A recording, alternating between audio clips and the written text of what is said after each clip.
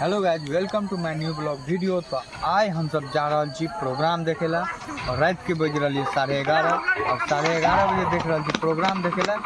चलो चलो देखबै छी। और हम अकेले नहीं, हमारा संगे मुकेश या देखिए कल तक कह दिल कि प्रोग्राम है, लेकिन प्रोग्राम नहीं करेला।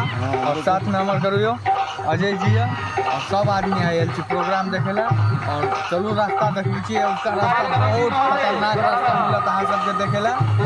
हमर देखियो गाछ लगाबैत आबि रहली हमर साथ में पंकजो जी। तो चलो सब आदमी मिलकर प्रोग्राम देखे छिए। तो चलो अजय जी गाड़ी निकाली। प्रोग्राम देखे के कते जोश है जे कि एहन रास्ता अहाँ सब देख रहे छी, पूरा बान्हे है। और एहि बान्ह में हम सब 10 किलोमीटर से आबि रहल छी और 5 किलोमीटर और जाके छै। तो अब बताओ 10:30 11 बजे है रात, और 11:30 बजे रात में एहन बॉडीगार्ड और के सामना करे हम सब निकल रहल छी। एहन रोड अहाँ सबके बताओ, ई रोड अहाँ सब बताओ तो कतऽ कहाँ रोड छै, कनी ई और दिखा दियो यो मंदिर और।